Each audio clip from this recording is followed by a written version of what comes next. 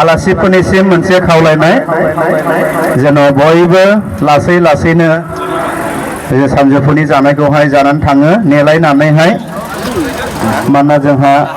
आलासिफोरा दासो बहर फैगासिनो दङ दा बेनिखायनो बयबो लासै लासै नेलायनानैहाय जेन' जानानैहाय थाङो बेनिखायनो आं खावलायबाय ओमफ्राय हटेल इनचार्जफोर आरो फुड इनचार्जफोर बिथांमोना जुदि सोरबा आलासिफ्रा जाखांबाय जायगा दङब्ला जिरायनानै थानाय आलासिफोरखौ लिरनानै लांफैगोन दा बेनिखायनो आं खावलायदों ओमफ्राय जोंहा गेट मोखांनि खोलाथिंजाय गेट हाबनाय लोगो लोगोनो खोलाथिंजाय साहानि मोनसे स्टल दङ ओंखाम जानायनि सिगां जुदि कफि निसिम बेनो खावलायनाय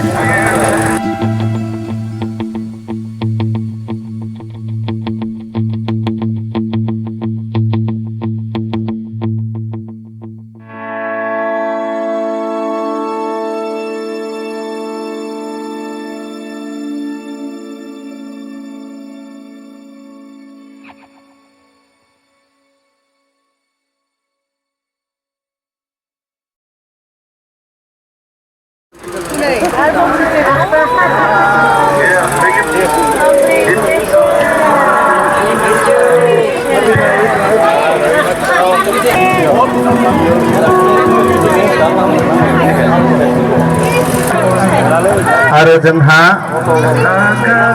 ओंखाम जाग्रा डाइनिंखौहाय मोननै साजायदों बा मोननै सेट खालामदों साहाथिंबो आरो खोलाथिंबो नोंथांमोना सफैनाय आलासिफ्रा साननो नाङा साहाथिंनिया VIP नि होननानै होनायखौहाय मोजां मोनो खोलाथिंजाय थांनानै जाहैनो हागोन जाय जेराव गोसो बायदि थांनानै जाहैनो हागोन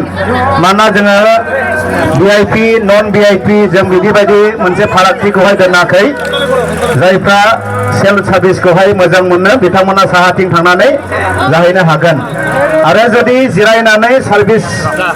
नाजावनानै जानो गोसो बिथांमोना खोलाथिं जानो हागोन खुनु माबा मोनसे रायथानाय फारागथि जोंनियावहाय गैया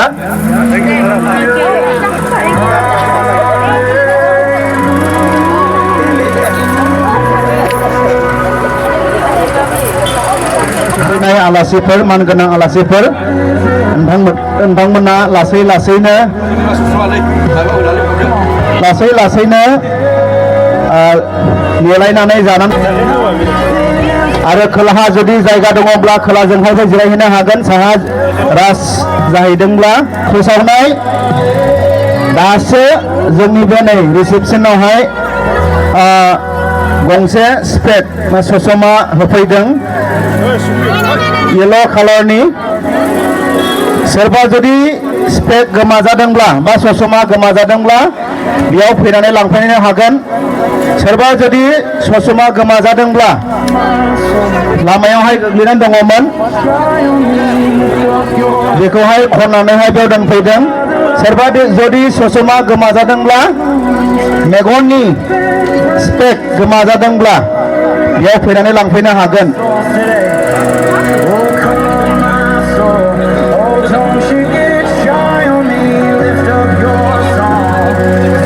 सोरबा पकेटनिफ्राय बा आखाइनिफ्राय ससमा गोमाजादोंब्ला बा गोग्लैजादोंब्ला मेगननि ससमा स्पेक बेयाव फैनानै लांफैनो हागोन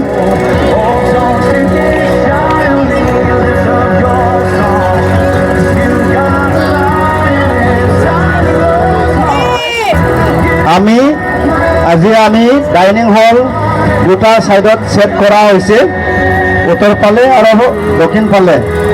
এই দুটা যে আমাৰ ডাইনিং হল আছে তাতে একো ফাৰাক নাই সাৰ্ভিস লৈ পেলাই খাব বিচাৰে উত্তৰ ফালে যাব পাৰিব আৰু কোনোবা যদি সাৰ্ভিস ৰিচিভ কৰি পেলাই খাব বিচাৰে তেওঁলোকে দক্ষিণ ফালে গৈ পেলাই বহি খাব পাৰে আৰু আইটেমছ আমি একো ফাৰাক ৰাখা নাই ডিফাৰেন্স নাই উত্তৰ ফালে ডাইনিঙত যি আইটেমছ আছে দক্ষিণ ফালেও এটোই আছে আমি ইয়াতে নন ভিআইপি একো পাৰ্থক্য ৰাখা নাই দুটা যে আমাৰ ডাইনিং হল আছে দুটাও সেম